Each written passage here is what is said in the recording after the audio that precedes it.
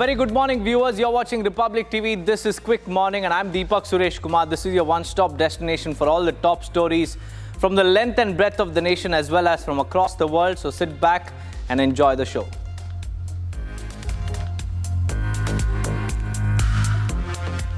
PM Modi has returned to New Delhi from Port Louis, Mauritius after his two-day state visit to the country.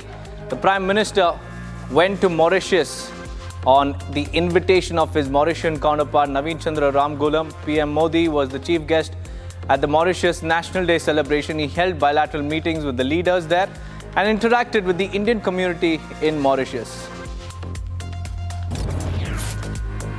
In a big setback, the centre has dropped West Bengal's Jadavpur University from its proposed list of institutes of eminence.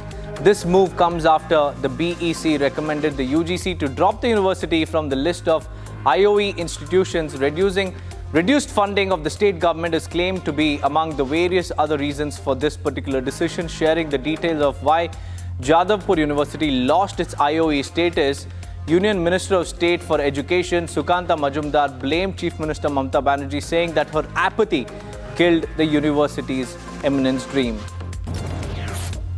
Tamil Nadu Chief Minister M.K. Stalin has alleged that the national education policy is a saffron policy aimed at developing Hindi. He also claimed that the BJP, through the proposed delimitation exercise, is attempting to sustain power by winning in northern states. Addressing a public meeting, Chief Minister Stalin alleged that the BJP is trying to increase the number of its MPs in states of their influence and thereby develop their party, and asserted that DMK will stop it.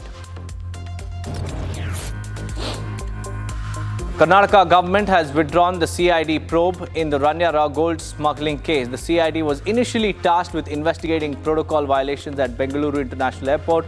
The CID investigation was initially ordered on Monday but was later withdrawn. According to a revised order, Additional Chief Secretary Govt Gupta is already conducting an inquiry into the possible involvement of Ranya Rao's stepfather, K. Ramachandra Rao, a senior police officer of the DGP rank. Uttar Pradesh administration has decided to cover 10 mosques in Sambhal during Holi celebrations on Friday, March 14th. Marks a rare 60-year coincidence of the Festival of Colors and Ramzan Jummah falling together on the same day. Briefing the media over the UP administration's preparedness, Sambhal SP Shrish Chandra said that the decision was taken to maintain communal harmony and also facilitate the two communities in celebrating their respective festivals with full glee and gaiety. पूर्व से ही दोनों पक्षों के सहयोग से और सहमति के आधार पर ढका जाता रहा है और इस बार भी इसे ढका जाएगा और सकुशल होली मनाई जाएगी। शुक्रवार को ही ढकेंगे या अभी से ही उनको ढकने की तैयारी है? नहीं, अभी से शुरुआत की जाएगी क्योंकि 13 की शाम को रंग खेला जाएगा, दुल्हन की शाम को, और 14 को भी रंग खेला जाना है। तो 3 जुलूस यहाँ से निकलने हैं, इसलिए अभी से ढका जाएगा। Tibetan women in exile gathered to commemorate the 66th anniversary of Tibetan National Women Uprising Day in Dharamshala. In Himachal Pradesh, Tibetan women activists held a protest march against China for the freedom of Tibet. Tibetan Women's Association, or the TWA, organized this protest march. Chhattisgarh Deputy Chief Minister Arun has said that the Chhattisgarh government has formulated a policy under which provision has been made for facilities like financial assistance, rehabilitation, education and security to the surrendered Maoists. He said to solve the problem of Maoism in the state cabinet has also approved the Chhattisgarh Naxalite Surrender Victims Relief and Rehabilitation Policy of 2025. आज राज्य मंत्री परिषद ने राज्य में नक्सल समस्या के समाधान के लिए ठोस पहल करते हुए छत्तीसगढ़ नक्सलवाद उन्मूलन नीति 2023 के स्थान पर छत्तीसगढ़ नक्सलवादी आत्मसमर्पण पीड़ित राहत एवं पुनर्वास नीति 2025 को मंजूरी प्रदान की है। West Bengal government is reportedly imposing a ban on Holi celebrations in Santiniketan, Sonachuri Hart to preserve greenery. LOP in West Bengal Assembly Suvendu Adhikari has alleged that the police is doing politics of appeasement. He said direction has been issued that colors should not be used and there will be arrest if someone does something.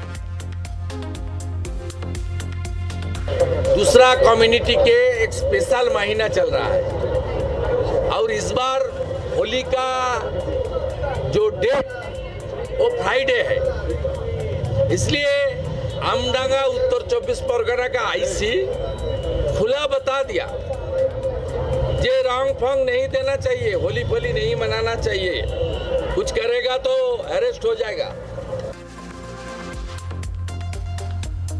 Viewers, those were the top stories from across the nation. Now we'll get you the top stories from the world of business.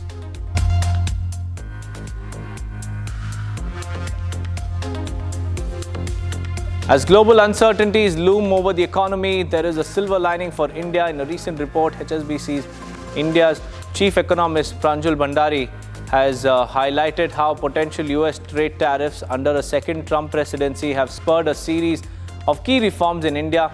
These reforms are seen as critical to strengthening India's economic position in the face of external challenges. Economist Bhandari noted that in the face of a volatile global environment, India has taken proactive steps to strengthen its economic resilience. He said key reforms such as lowering import tariffs, embracing regional foreign direct investment, fast-tracking trade deals, and making Indian rupee more flexible signal the country's readiness to navigate these headwinds.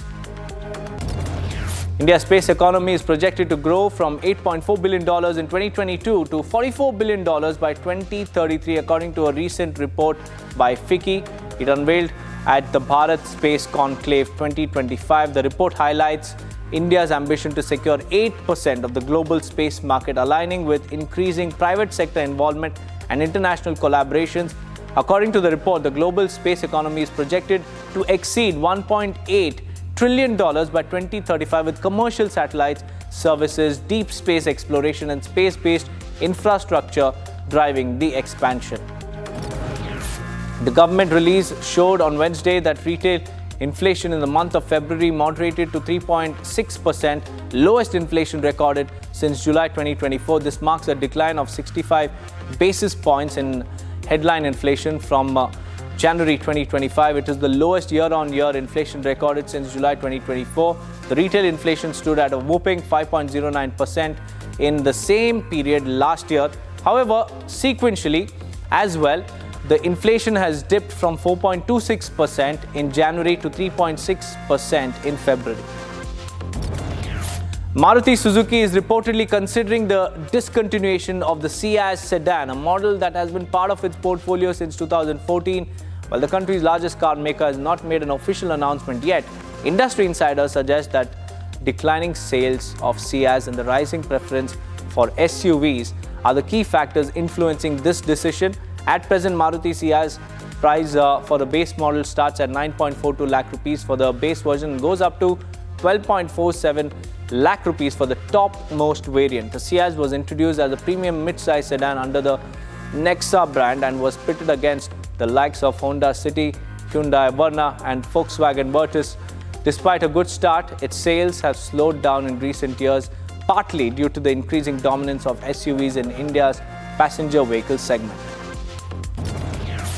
Jio Platforms Limited, a subsidiary of Mukesh Ambani's Reliance Industries, has announced an agreement with Elon Musk-backed SpaceX to offer Starlink's broadband internet services to its customers in India. This agreement, which is subject to SpaceX receiving its authorizations to sell Starlink in India, enables Jio and SpaceX to explore how Starlink can extend its offerings in India. Jio will make Starlink solutions available through its retail outlets as well as through its online storefronts. And this development comes after Airtel announced an agreement with SpaceX to bring Starlink's high-speed internet services to its customers in India.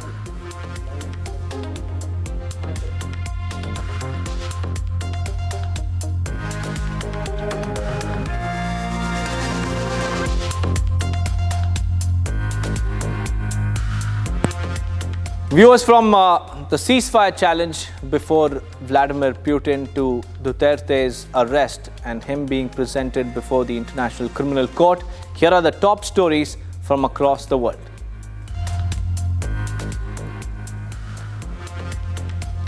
The insurgent attack on a passenger train in Pakistan's Balochistan province came to a dramatic end on Wednesday as Pakistani forces killed all 50 assailants and rescued 346 hostages after a day-long standoff.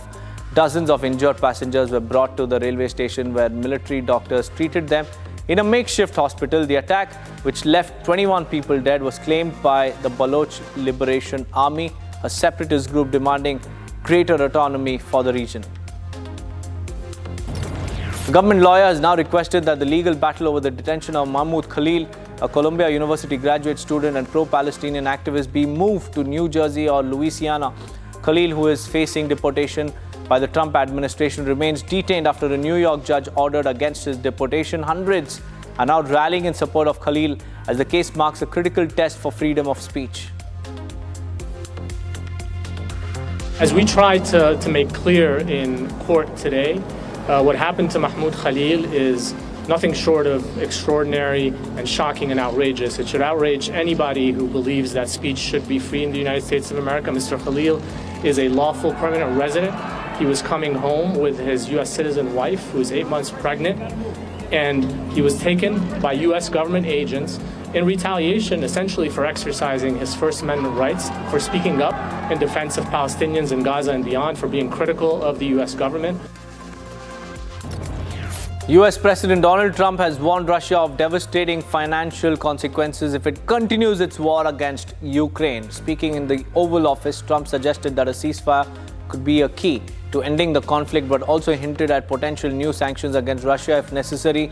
The Kremlin remains cautious, demanding more details before commenting on Ukraine's acceptance of the proposed truce. Yeah, there are things you could do that wouldn't be pleasant in a financial sense. I can do things financially that would be very bad for Russia. I don't want to do that because I want to get peace. I want to see peace, and we'll see. But in a financial sense, yeah, we could do things very bad for Russia. It would be devastating for Russia, but I don't want to do that because I want to see peace. And we're getting close to maybe getting something done. We've got Ukraine done. South Africa's government unveiled a 2025 budget plan to increase health and defense spending while raising the value-added tax by 0.5%. The South African finance minister announced an additional 28.9 billion rand for healthcare, aimed at expanding HIV care and also supporting medical staff amid cuts in the US aid. The budget also includes a 5 billion rand allocation for military forces. Revenue needed. The government proposes to increase the VAT rate by 0.5 percentage point in 25-26 and by another 0.5 percentage point in the following year. This will bring the VAT rate to 16% by 26-27. Russian President Vladimir Putin reportedly visited a Russian military command center in the Kursk region dressed in military fatigues.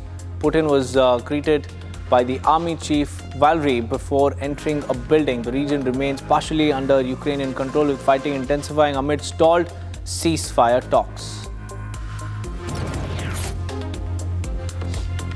Former Philippines President Rodrigo Duterte was brought to a detention center in The Hague after he was handed over into the custody of the International Criminal Court. Duterte was flown to the Netherlands following his arrest on a warrant accusing him of crimes against humanity over deadly anti-drugs crackdown he oversaw while in office. Heavy flooding hit the city of Loja in southern Ecuador when the Malacatos River overflowed after hours of heavy rain. The mayor said that crews began working since Wednesday to clear the debris and restore traffic, as 25 rivers in the country were reported to have overflowed and 30 others were rising.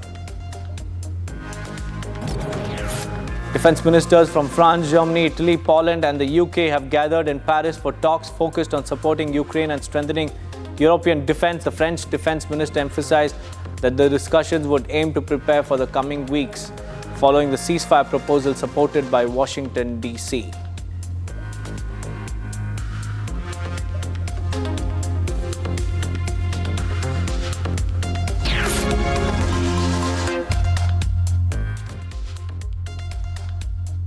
Welcome back, viewers. Now let's get you up to speed to what is happening in the world of sports.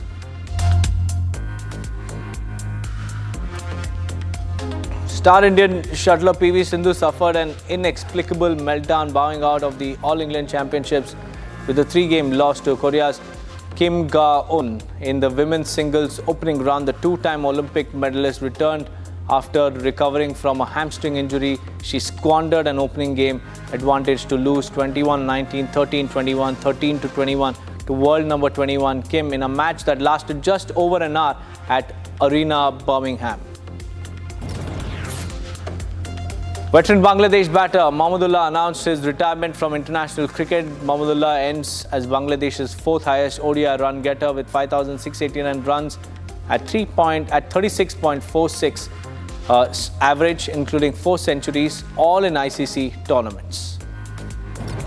Indian Army emerged Khelo India Winter Games champions for a second year in the row with yet another strong show on the closing day of the competitions. Indian Army clinched 18 medals to defend their title. A spirited Himachal Pradesh had to settle runner-up with 6 gold, 5 silver and 7 bronze medals. Union Territory of Ladakh came third with 7 medals comprising 4 of gold, 2 of silver and 1 bronze.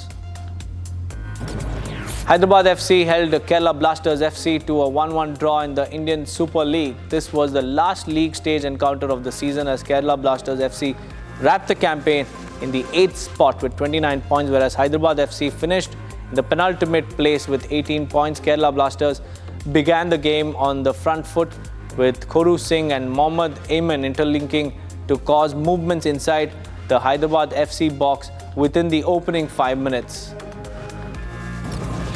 India opener Shubman Gill has been named as ICC's Player of the Month for February. He finished as the leading run scorer in the 3-match ODI series against England and scored a century against Bangladesh in the Champions Trophy. Shubman Gill was stunning with the bat. In February 2025, he scored 259 runs in the 3-match ODI series against England, which included 1 century and a couple of half-centuries. Hitman Rohit Sharma benefited from his 83 ball 76 in the Champions Trophy final as he gained a couple of spots in the latest ICC rankings for batters in ODIs to find himself in the 3rd position. Rohit didn't have a great tournament, scoring just 104 runs in 4 matches prior to the match final, but the skipper came clutch when it mattered the most, chasing against New Zealand in the summit clash, while Virat Kohli, India's batting great in ODI, slipped down a couple of spots. Ireland Cricket have made a major announcement to shelve plans to host a multi-format series against Afghanistan in 2025, citing financial reasons. It is worth noting that Ireland Cricket have a busy summer schedule, which includes tours by England men's T20 international side and Zimbabwe women. Interestingly, going by the men's future tours program, Ireland was set to play a test match against Afghanistan, and the series would have included 3 ODIs and 3 T20 international matches as well. However, the entirety of the series has now been cancelled.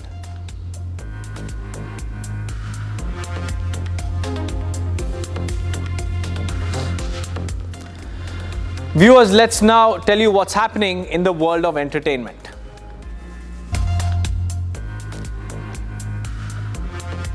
Bollywood actor John Abraham expressed his admiration for India's External Affairs Minister Dr. S. Jaishankar during an exclusive conversation with Republic Media Network's Editor-in-Chief Arnab Goswami. John Abraham, who stars in the upcoming film The Diplomat, shared insights into the movie, which is based on a true story of an Indian Muslim girl who falls in love with a Pakistani man only to find herself caught in a dangerous plot. And I love diplomacy. I love watching Mr. S. Jaishankar talking, and whenever he talks, he's a poster boy of India. We all light up. So, yeah, totally. So I just read it, loved it, and that's the reason why I did it. Harvey Weinstein's retrial on rape and sexual assault charges is set to begin on April 15th in Manhattan following the overturning of his 2020 conviction. At a pre-trial hearing on Wednesday, Weinstein's lawyers argued that his previous conviction was irrelevant to the upcoming case.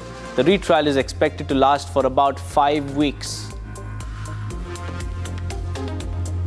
All I can say, because a lot of it is under seal, is we had a very good day today. It was a good day for Mr. Weinstein. Mr. Weinstein consistently has said this is a case about consent. He's never saying that this never happened. I don't know these people. This is a case about consent.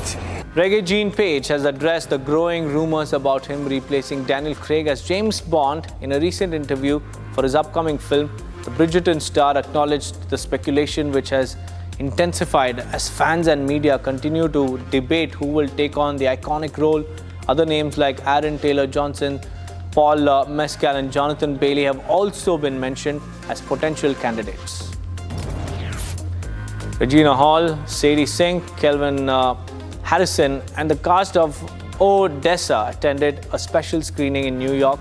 And set in post-apocalyptic world, the film follows a determined farm girl on a quest to recover a family heirloom, leading her to a mystical city where she finds love and must fight to save her soul. Odessa begins streaming on March 20. I always wanted to tell a big, epic story, a mythological story with music. And so I had this idea for this little waif, this kind of runt of the wasteland with a pompadour and a guitar, kind of like a female Woody Guthrie. And then it just sort of built from there. It took many years. It was creating a whole new world out of thin air. And the dream kind of came together. Viewers, that's all we could pack for you in today's edition of Quick Morning. But stay tuned with Republic TV as we get you all the latest on the other side of this short break.